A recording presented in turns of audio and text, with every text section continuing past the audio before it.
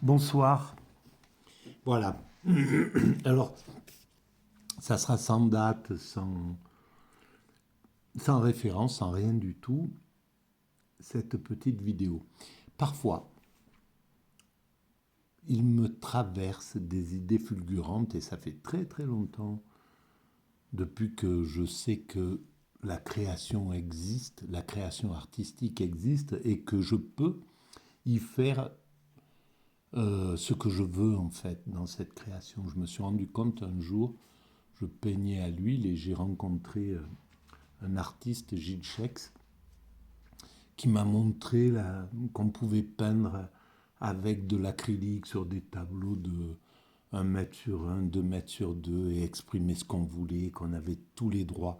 Je ne savais pas du tout que c'était comme ça. Je ne connaissais pas du tout l'art, j'avais 25 ans, peut-être un peu moins, je ne sais pas, je ne me souviens plus. Et je sais qu'à partir de là, ma création est partie dans toutes les directions, mais j'ai été limité la, par comment on pourrait dire, mes ambitions étaient beaucoup plus importantes en art que euh, les moyens ne me permettaient. Je peignais, oui, effectivement, je faisais de la peinture, mais 2 mètres sur 2, je faisais des toiles, des grandes toiles, et toute cette peinture m'a amené aux portes de la mécanique universelle, en fait, de la théorie que je développe. Mais une grande partie des œuvres que je voulais réaliser, je n'ai jamais pu les réaliser pour plusieurs raisons. La première, c'est le manque de courage d'aller me confronter avec des galeristes. Pardon, j'étais trop timide, j'étais trop apeuré en somme, pour aller pour rentrer dans le système normalement, pour faire des expositions, etc., etc. Donc c'est quelque chose que je gardais comme ça, et de façon un peu euh, intimiste, et je ne pouvais pas les réaliser, tout simplement parce que j'étais pas dans le mouvement. Voilà. Si j'avais par exemple des idées grandioses de land art, par exemple de réunir l'ensemble des pays de la planète euh, avec des morceaux de tissu entre les frontières, entre deux frontières, entre par exemple voilà, la France, l'Italie, tendre des tissus de toutes les couleurs, demander et que ça soit quelque chose de populaire, demander à des gens, chacun de venir avec un petit morceau de tissu dégradable de toutes les couleurs, et puis le nouer de chaque côté, voilà, une cinquantaine de personnes ou une centaine de personnes côté français, une centaine de personnes côté italien, chacun noue son petit truc, et puis on noue les deux ensemble, filmé, voilà, etc. Et ça fait le lien symbolique entre la France et l'Italie, l'Italie, la Suisse, l'Autriche, l'Allemagne, etc. Et puis pour passer des continents avec une sorte d'arc en cuivre qui va de la plage à la Méditerranée, par exemple, voilà, à l'eau, puisque ça transmet l'énergie, pour reprendre le travail de, de Beuys, que j'aimais beaucoup justement à l'époque quand je travaillais. Et donc faire ça, et faire ça en Algérie ou au Maroc ou ailleurs, bon bref, et voilà, le passage avec l'Afrique était fait, et puis faire la même chose sur tous les pays africains. J'ai eu cette idée-là dans les années 80 quand j'y pense. Et en fait, c'était très très limpide avec mon travail maintenant de philosophie. En fait, j'ai toujours été là dans ma tête pour réunir l'humanité, quoi. Je ne sais pas pourquoi. C'était quelque chose, c'était une puissance qui m'activait dans ce sens-là. Et donc des idées comme ça, j'en créais tous les jours une. Finalement, mon imagination était débordante. Je l'ai noté c'est noté sur mes journaux intimes, des choses comme ça. Mais euh, voilà, j'ai jamais pu les exploiter parce qu'il fallait avoir un galerie qui me soutienne, une galerie qui me soutienne, un galeriste qui me soutienne, un système qui croit en ça, donc qui se retrouve devant un artiste qui a fait ses preuves, parce que c'est pas en claquant des doigts, on pousse une porte et puis on arrive, on expose son truc et le type nous dit bon ben c'est bon, il y a de l'argent derrière, il faut avoir confiance en l'artiste. Et moi je pouvais pas donner confiance parce que j'avais pas confiance en moi déjà, et c'était pas possible d'aller vers ça. Il aurait fallu que j'ai une histoire, que j'ai que j'ai une notoriété dans l'art, etc. Donc, j'ai pas pu exprimer ce type de pensée. J'essaierai les mettre à chaque fois un petit peu, ces créativités que j'ai imaginées, comme ça, à- dans le, dans, euh, sur l'espace de la mécanique universelle. Alors, là, j'étais en train de travailler et il y a quelque chose qui m'a traversé. C'était une petite nouvelle ou une petite histoire ou un roman, j'en sais rien, et que je veux exprimer là, le pitch en gros, et donner à qui veut le développer, celui qui veut l'utiliser, qu'il l'utilise, parce que je ne pourrais pas le faire. Et en fait, ça me frustre de savoir que voilà, une idée peut être là et ne pas passer. En fait, cette idée, elle m'est venue en, en ayant une bouffée d'amour pour quelqu'un que j'ai aimé dans mon existence euh, et que j'ai euh, qui a qui a compté et qui compte encore beaucoup pour moi au fond mentalement. euh, c'est quelque chose qui est profond dans, dans, dans mon cœur, en fait. Et donc, l'idée, c'était celle-ci. Comme quoi on saute vite d'un principe à un autre, d'une idée à une autre. Là, je parle, et c'est marrant parce que dans les quelques expos que j'ai fait de groupe, quand je peignais sur la Côte d'Azur, je m'étais, voilà, j'avais imaginé mettre une œuvre, et par exemple, à un certain moment, j'avais mis un-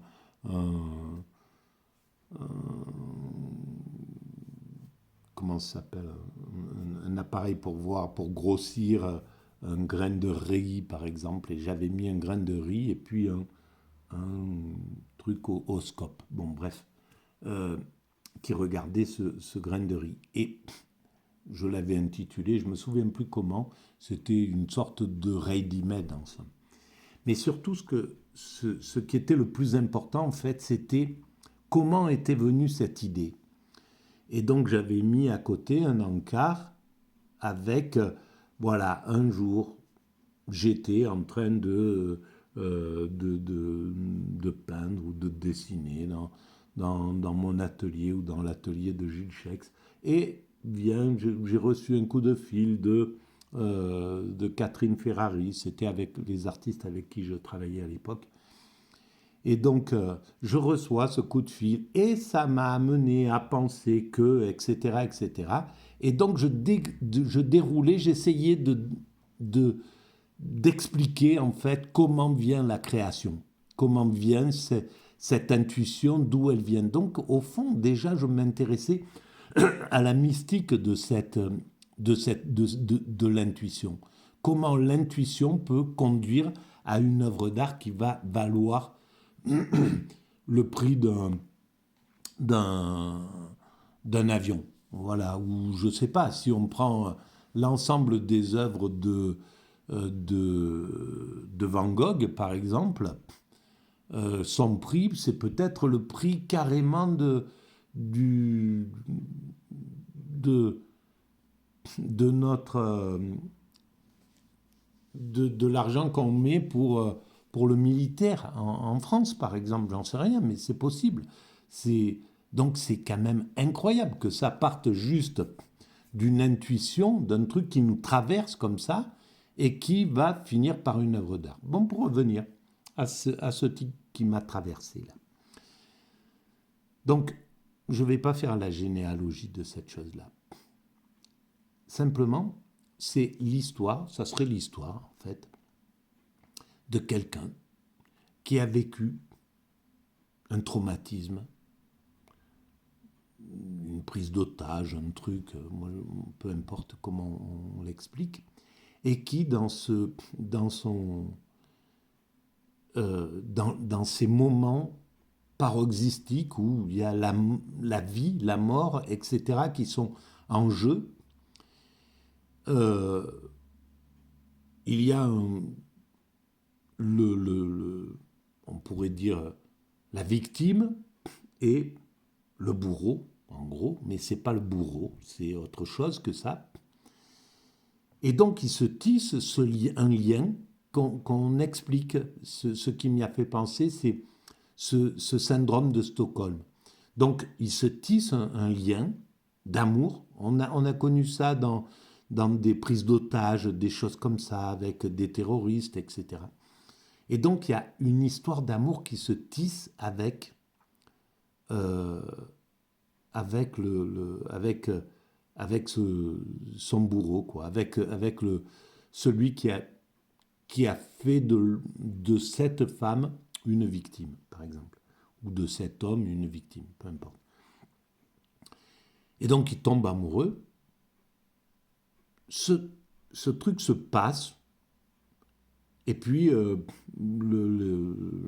après, voilà, c'est quelque chose que j'ai imaginé comme ça. Donc, c'est pas clair, hein, c'est pas déjà préparé et tout. Donc, c'est à travailler.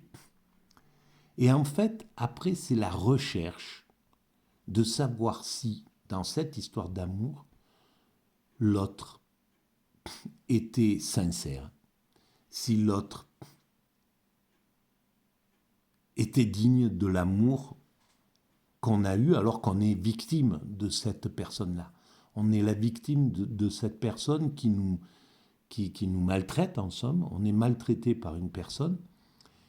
Et au fond, on a besoin de savoir si, malgré le fait qu'elle nous a maltraités, cette personne-là est digne de l'amour qu'on lui porte inconsciemment. On ne peut pas s'empêcher de l'aimer. On ne peut pas s'empêcher d'aimer, en gros, son tortionnaire, avec des mots qui ne sont pas les mots justes, mais on ne peut pas s'empêcher d'aimer son tortionnaire. Et est-ce que c'est raisonnable? Donc c'est une quête de quelqu'un qui cherche à savoir si c'est vraiment raisonnable d'aimer son tortionnaire, d'aimer la personne qui le maltraite. Et donc c'est un lien en même temps avec, maintenant en le disant, je me rends compte que c'est un lien avec la théorie que je développe sur la mécanique universelle et comment je vois le mal, le producteur du mal, celui qui fait du mal à quelqu'un. Et à quel point, s'il pouvait s'en passer, il le ferait. À quel point l'autre est quand même aimable, est quand même digne de l'amour qu'on peut lui porter. C'est ça qui est tragique, c'est ça qui est terrible. Et c'est ça qu'il faut dénouer derrière cette chose-là. Est-ce que, donc, cet être va interroger peut-être des psys, des trucs, etc., pour savoir, est-ce que cet être humain va pouvoir changer, va pouvoir vraiment ne plus être un tortionnaire, ne plus passer sur autre chose. Et d'ailleurs, là, d'un seul coup, ça me fait...